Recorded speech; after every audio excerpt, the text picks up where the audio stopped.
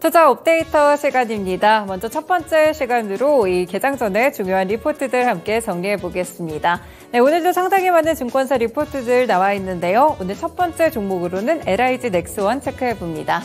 네, LIG 넥스원 오늘 현대차 증권에서 리포트가 나왔고요. 역시나 고스트 로보틱스 인수와 관련된 이런 모멘텀들 여기에 관련된 평가들을 함께 분석했는데요.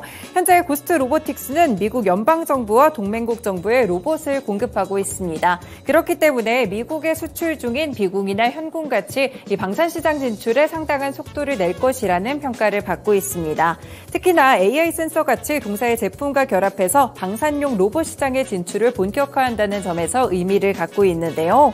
이 고스트 로보틱스의 비전 60라는 로봇은 2억이 넘는 가격을 갖추고 있고요. 안에 카메라나 마이크가 내장이 돼 있기 때문에 이 부분에서 주변 환경을 분석하고 스트리밍까지 가능합니다.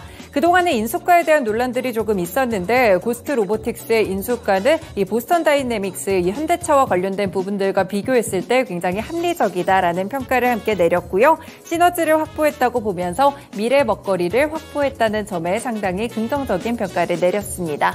이에 따라 목표 주가는 16만 원까지 상향 조정했습니다.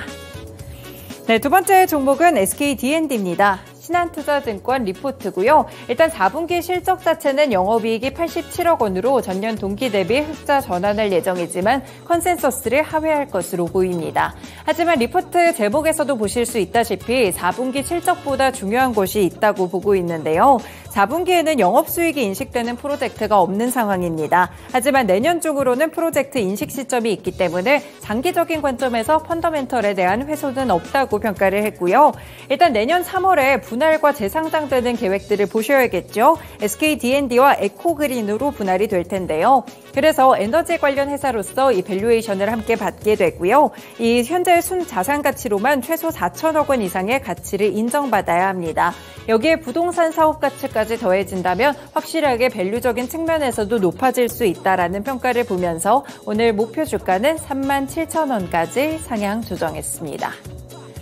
네, 세 번째 종목은 CJ ENM입니다. 흥국증권 리포트고요. 네, 이번에 토호 인터내셔널이 피프스 시즌에 유상증자에 참여하게 됐습니다. 3사의 교류 시너지가 상당히 기대되고 있는데요. 잘 모르시겠지만 이 토호 쪽을 살펴보신다면 이 토호 쪽은 일본의 종합 엔터사입니다. 제작과 배급뿐 아니라 연예기획사, 영화관까지 함께 보유하고 있는 굉장히 큰 업체라고 보실 수가 있겠고요. 이번 증자로 인해서 글로벌 시너지가 기대되는데요. 3사가 교류를 해나가면서 콘텐츠라든지 IP 개발에도 속도를 낼 것으로 보입니다. 그리고 최근에 티빙과 웨이브가 합병이 되는 이 절차들을 좀 밟고 있는 상황인데 실제로 이렇게 합병이 됐을 때 콘텐츠 경쟁력이 극대화될 수 있을 것이라고 평가합니다. 국산 OTT의 대형화에 대한 기대감들이 있었는데 이렇게 콘텐츠 경쟁력을 극대화한다는 점에서 확실하게 긍정적이라는 평가를 함께 내렸습니다. 이에 따라 목표 주가는 10만 원까지 상향 조정했습니다. 네, 다음 종목 보시겠습니다. SM인데요. 하나증권 리포트입니다. 다시 한번 가격이 좀 낮은 측에서 좀 찾아왔다라고 평가를 주고 있는데요. 일단 4분기 영업이익 보시면 266억 원으로 전년 동기 대비 17% 정도 증가하지만 컨센서스를 하회할 것으로 보입니다. 역시나 본업인 앨범 판매량을 보셔야 될 것 같은데요. 지금 에스파나 레드벨벳의 앨범이 감소했고요. 올해 3분기까지 콘서트가 굉장히 집중이 됐었기 때문에 매니지먼트 활동도 부진했습니다.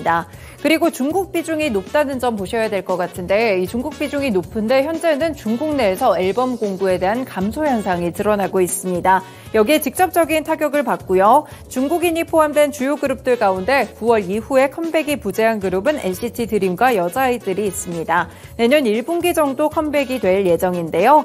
현재 가격이 굉장히 낮은 수준까지 SM은 내려왔는데 그럼에도 불구하고 카카오 엔터테인먼트와 관련된 불확실성 이슈가 남아있기 때문에 현재 시점에서는 목표 주가 13만 5천 원까지 하향 조정했습니다.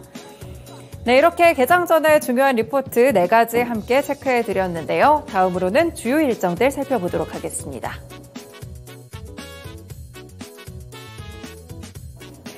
네, 이어서 오늘 주요 증시 일정도 함께 살펴보도록 하겠습니다. 오늘은 4가지 주요 일정이 예정이 되어 있는데요. 어떤 것들이 있을지 첫 번째 일정부터 함께 살펴보시죠.